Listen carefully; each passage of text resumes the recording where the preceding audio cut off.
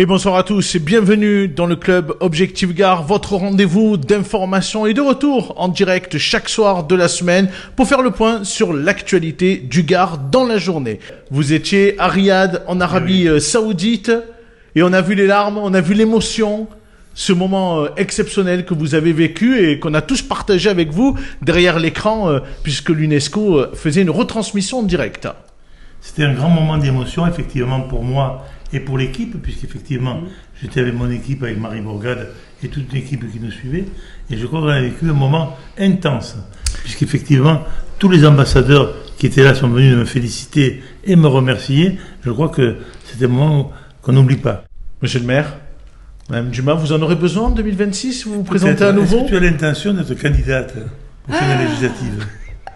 Vous voyez, il n'y a pas Coralie, c'est monsieur le maire qui pose les bonnes questions. Bravo, monsieur le maire, je vais vous embaucher. Hein. Moi, je fais partie de ceux qui font pas de plan à long terme. Ce que je sais, c'est que je veux continuer à servir mon pays, que j'essaierai chaque fois de le faire en fonction de ce qui se présentera. Ce qui est sûr, c'est que je veux continuer à être utile et je le serai.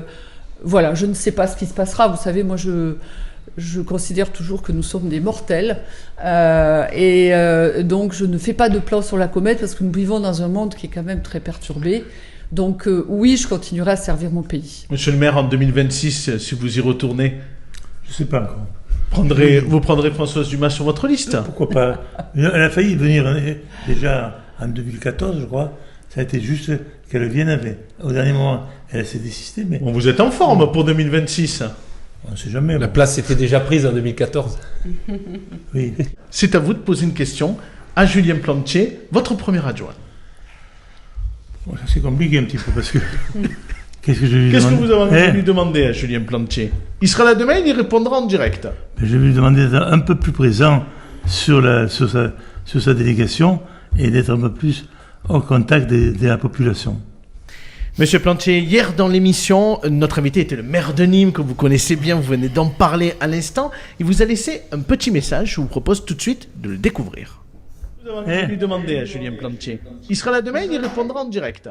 Je vais lui demander d'être un peu plus présent sur sa délégation et d'être un peu plus au contact de la population.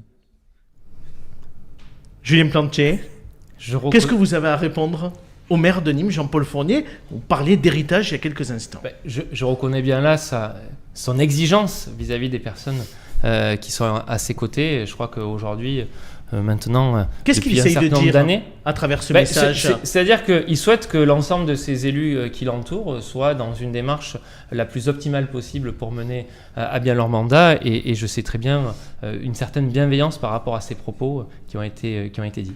Cette année, écoutez, on est un peu à l'apothéose, à savoir que nous avons une rue complète de marchands, de vieilles pièces, de vieux trucs, de machines, vrai. de jeux. Vous avez tous les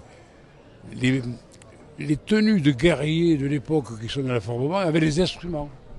Alors les Nîmois, ça coupe. Ça coupe. Donc, en tout cas, c'est la fête, et la fête cette semaine, c'est à l'Est. C'est à l'Est. Et Claire? Alors moi, je suis sidérée d'entendre qu'il va falloir s'habituer à une situation anormale. Je vais être très claire. Ça fait déjà un moment que j'y pense, je ne suis pas la seule, on a la Légion à Nîmes. Ces gens-là, ils sont en minorité. On a 15 000 personnes, on en a peut-être 14 500 qui sont prises en otage. Ça suffit. On fait donner la Légion, on fait donner l'armée et terminé. Il faut nettoyer tout ça, que des gens puissent se lever le matin, puissent aller travailler, que vous puissiez conduire votre bus sans avoir la boule au ventre le matin en vous demandant si vous allez être caillassé. Vous dites on va s'habituer. Mais non, il ne faut pas s'habituer. Il faut une solution radicale. Après, il y a d'autres solutions claires que de faire venir l'armée. Et alors, laquelle? Alors d'accord, laquelle? Faire intervenir l'armée, c'est une forme de guerre civile. Mais pendant les attentats, on les voyait en ville, à la Coupole, par deux. Et il faut nettoyer ce quartier, c'est tout. C'est pas très compliqué. C'était des forces sentinelles. Il faut le dire. Monsieur Lachaud, en matière de mensonges, vous n'êtes malheureusement pas comme le Nîmes Olympique en national. En matière de mensonges, vous êtes dans la Ligue des champions. Alors, monsieur Lachaud, première question, qui est le menteur? Écoutez, moi je ne suis pas venu ici pour attaquer qui que ce soit, je veux simplement dire la vérité que j'ai toujours dit. Le rapport de la Chambre régionale des comptes, il est là, il est clair. J'ai même fait une lettre à Madame la Présidente de la Chambre régionale des comptes en disant qu'il y avait des mensonges dans ce qu'a dit M. Proust et elle l'a bien publié. Ce qui dérange M. Proust, c'est qu'il m'a attaqué depuis 2 ans. Moi, je n'ai strictement rien dit, je n'ai jamais répondu. Et j'attendais ce rapport qui confirme qu'il n'y a pas eu de difficulté dans la gestion de l'agglomération, aucune, puisque ce n'est même pas signifié dans la délibération de la Chambre régionale des comptes. Simplement, ce que je peux voir sur la forme, c'est que bon, les querelles de chapelle entre 2 variantes assez fines de la droite locale m'intéressent assez peu, et d'autant que ça donne un spectacle assez minable dans ce genre. Je pense que M. Proust aurait mieux à faire de s'occuper des administrés qui relèvent de Nîmes Métropole. Pour autant, moi qui suis aussi secrétaire général d'une mairie rurale, je me rends compte que dans les grosses structures telles que les agglomérations, les villages à côté de ça sont assez peu écoutés. Donc moi, si j'avais une position politique à donner, ce serait d'empêcher que à l'avenir, la présidence de Nîmes Métropole soit assurée par un Nîmois ou quelqu'un qui est membre du conseil municipal de Nîmes, et je laisserai la place plutôt aux villages aux alentours, parce que Nîmes Métropole, ce n'est pas que Nîmes, hein, malgré le nom de Monsieur Lachaud, vous êtes favorable? Mais ça tombe bien, hein, parce que qui a créé les fonds de concours? C'est sous mon mandat qu'on a créé les fonds de concours, et il y avait une répartition égalitaire des choses, alors que sous ce mandat, il y a eu 10 millions d'euros pour la ville de Nîmes, quand même. Pour le Palais des Congrès. Au détriment des autres communes. Et si la seule solution, c'est taxer le grand capital, c'est-à-dire les grands soirs de la LFI, quoi, c'est vraiment le truc, la ringuelle. Là, vous avez taxé c'est assez facile. d'autoroute. C'est assez facile quoi, de dire ça. Donc, taxer le grand capital. C'est pour mathématique. que le pays aille mieux. Mais évidemment que c'est mathématique. Mais c'est très facile de dire ce genre de choses. Tout comme tout à l'heure, vous avez dit quelque chose sur les collectivités, sur les petites communes qui ne sont pas entendues. C'est bien rentré dans la tête, parce que je trouve que vous vous trompez sur la façon d'aborder le sujet avec les agglomérations. Et je te dis encore une fois, comme me disent le budget d'organisation des JO, et comme me disent, si tu prends tous les athlètes français à qui tu rajoutes 15 000 euros, tu les prends sur le budget, je pense pas que ça change grand chose, hein. Peut-être que tu enlèveras 2 lampadaires que tu n'as pas mis dans les rues de Paris, tu les donneras pour les athlètes. Mais c'est, la réalité, elle est là. Et peut-être que tu lèveras un gars qui danse en je sais pas en quoi, là, les tenues qu'ils ont. Mais c'est la réalité, elle est là. C'est où est-ce que tu mets par rapport à ce que dit Hakim. C'est un truc de fou. Vous êtes favorable au port de l'abaya? Du moment où ça, à l'école. Du moment où ça nuit pas au bon fonctionnement de l'élève, du moment où les élèves ne se sentent pas harcelés à travers un abaya, pourquoi pas? Sébastien, vous en pensez quoi? Je vais peut-être vous surprendre, hein, mais je pense que pour moi, tous ces sujets-là, abaya, tout ça, ça relève d'autre chose. Il y a un appauvrissement politique aujourd'hui de la part de toutes les personnalités. Moi, je voulais que je vous dise, l'abaya, c'est un non-sujet pour moi. Aujourd'hui, ce qui intéresse les Français, c'est le pouvoir d'achat, c'est le prix de l'essence. Alors c'est sûr que quand on fait l'abaya, mais du temps qu'on parle de ça, on ne parle pas du reste. Comme disait Brahim, l'abaya, c'est une minorité. Par contre, on pointe du doigt une minorité en disant que c'est une majorité. Ça me gêne. Et ça, c'est pas normal.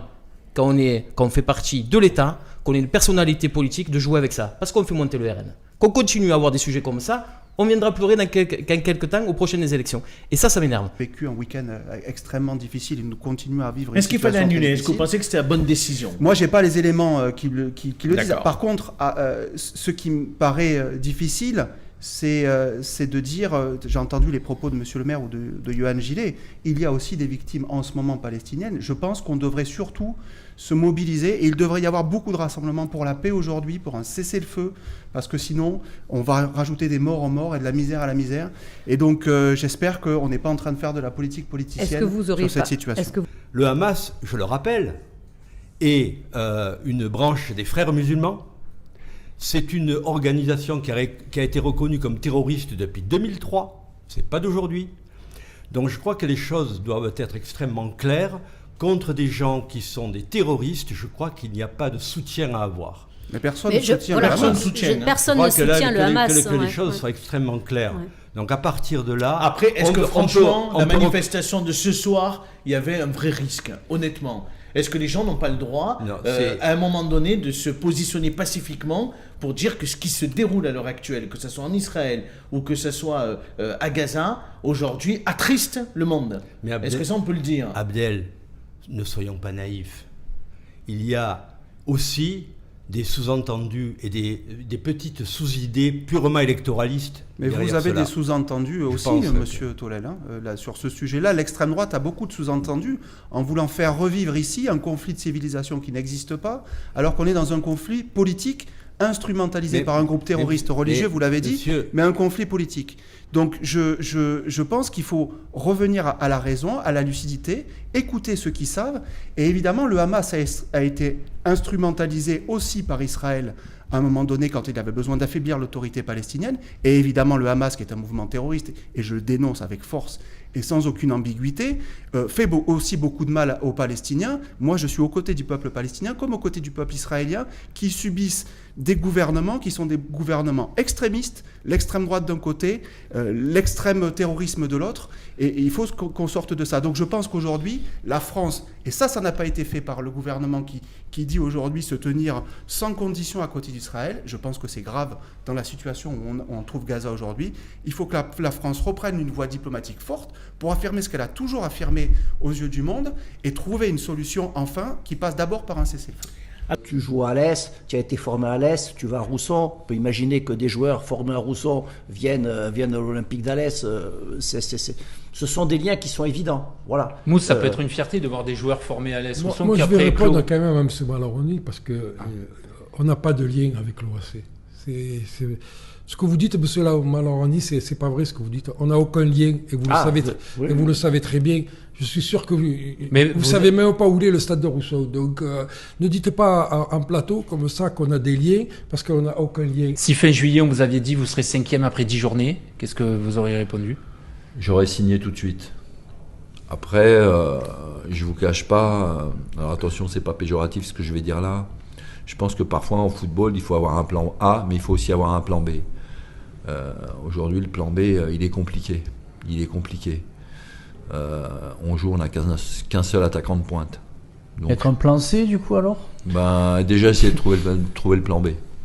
Vous paraissez plutôt froid au début, monsieur Bompard, mais c'est vrai qu'en discutant un peu avec les joueurs, en voyant un petit peu comme vous êtes aussi, quand on discute aussi un petit peu avec vous, on voit que c'est pas du tout le cas.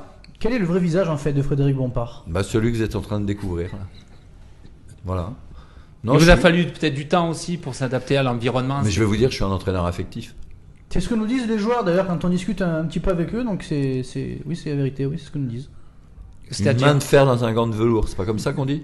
Si, c'est ce que vous aviez dit à votre présentation. Avant, il y avait la police de proximité, ils venaient dans les quartiers, ils rentraient dans les magasins, ils allaient voir les gens. Bonjour Mohamed, tu vas bien ? Qu'est-ce qui se passe dans ta... T'as pas de problème ? Il y avait ce dialogue. Ce dialogue, il n'existe plus. La police municipale de Nîmes, parce qu'elle est quand même présente en nombre, est-ce que la police municipale de Nîmes ne passe pas dans ce quartier ? Moi, franchement, je ne les ai jamais vus.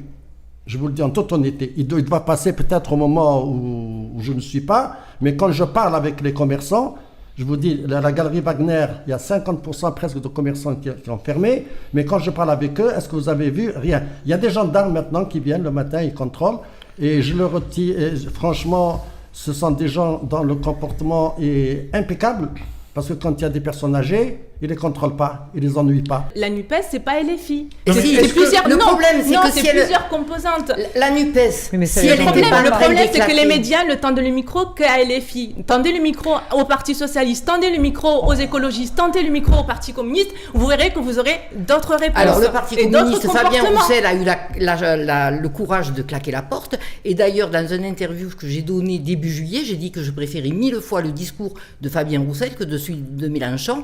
Je viens de la gauche et ma porte, André Chassaigne, mais ce sont des républicains. Ils ont un comportement de républicains.